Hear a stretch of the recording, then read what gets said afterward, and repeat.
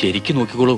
അപ്പൊ പറഞ്ഞൊക്കെ ഓർമ്മയുണ്ടല്ലോ, പാർട്ടിക്കാര് മിണ്ടരുത്, വക്കീലാണ് കോടതി പോകും നോക്കിയാ പറഞ്ഞിട്ടുള്ളത്. അങ്ങനെ നുണ പറയേണ്ട കാര്യമൊന്നും എനിക്കില്ല. എന്താ? ഒന്നുമില്ല, ചില കോടതി കാര്യങ്ങൾ പറയായിരുന്നു. അല്ല, റവല്യൂഷണറി ഡെമോക്രാറ്റിക് പാർട്ടിയിലെ ഒരു ബുദ്ധിജീവിയാണ് ഞാൻ. ഒരു തമാശക്ക് സൈഡായിട്ട് ഉണ്ട്. തമാശക്കോ? പാർട്ടി എന്റെ ജീവാത്മാവും പരമാത്മാവുമാണ്. എനിക്ക് പെൺകുട്ടിയോട് ചില കാര്യങ്ങൾ ചോദിച്ചറിയാനുണ്ട്.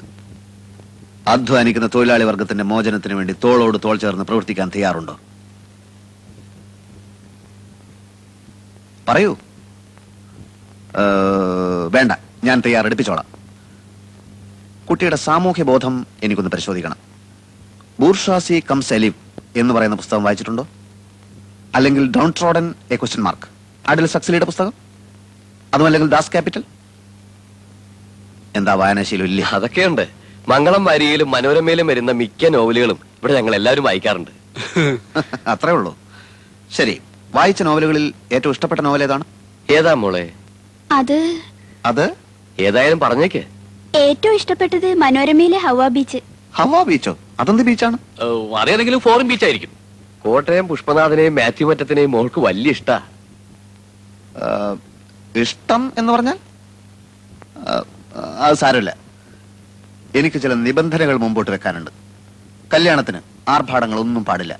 ഞങ്ങളുടെ പാർട്ടി ഓഫീസിൽ വെച്ച് വളരെ ലളിതമായ ഒരു ചടങ്ങ്. ഞാനൊരു രക്തഹാരം അങ്ങോട്ടണിയിക്കും, കുട്ടി ഒരു രക്തഹാരം ഇങ്ങോട്ടണിയിക്കും. അതിനുശേഷം അരമണിക്കൂർ നേരം ഞങ്ങളുടെ പാർട്ടി പ്രവർത്തകർ ഞങ്ങളുടെ പാർട്ടി സൂക്തങ്ങൾ ഉറക്കെ ചൊല്ലും. പിന്നെ ഒരു ഗ്ലാസ് നാരങ്ങ വെള്ളം. ചടങ്ങ് തീർന്നു. ഞാൻ അധികവും അണ്ടർഗ്രൗണ്ടിലായിരിക്കും, ഒളിവിൽ. ശ്രീമാൻ തോപ്പിൽ ഭാസിയുടെ ഒളിവിലെ ഓർമ്മകൾ വായിച്ചിട്ടില്ലേ? അതുപോലൊരു ജീവിതമായിരിക്കും മിക്കപ്പോഴും.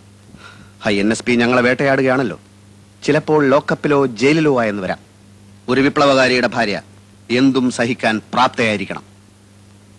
ചിലപ്പോൾ കുട്ടി വെടിയുണ്ടകൾ നേരിടേണ്ടി വന്നേക്കാം. അപ്പോൾ വിരിമാർ കാണിച്ചു കൊടുക്കേണ്ടി വരും. മോളകത്തേക്ക് വെക്കോ. അച്ഛൻ നേരം നീ വന്നേ. താനൊരു ഭ്രാന്തരെയാണോ എന്റെ മോക്ക് ഭർത്താവായി കൊണ്ടുവന്നിരിക്കുന്നത്? എന്നോട് ക്ഷമിക്കണം, ഇത്രയും ഞാൻ പ്രതീക്ഷിച്ചില്ല. എത്രയും പെട്ടെന്ന് അവനെ പിടിച്ചോണ്ട് പോയില്ലെങ്കിൽ നല്ല ചുട്ട അടി കിട്ടും. പറഞ്ഞു. അയ്യോ വേണ്ട വേണ്ട, ഇപ്പൊ പോയേക്കാം. എന്നിട്ടേ പോവാ. എന്റെ നിർദ്ദേശങ്ങളുടെ പ്രതികരണം പറഞ്ഞില്ല. പ്രതികരണം അറിയാൻ കാത്തു നിന്നാൽ കുഴപ്പം ചെയ്യും. അല്ലെ, എന്നാലും എണീക്കാനല്ലേ പറഞ്ഞത്? അതൊക്കെ പോണ വഴിക്ക് പറഞ്ഞുതരാം. ഇനി ഇവിടെ നിൽക്കണ്ട.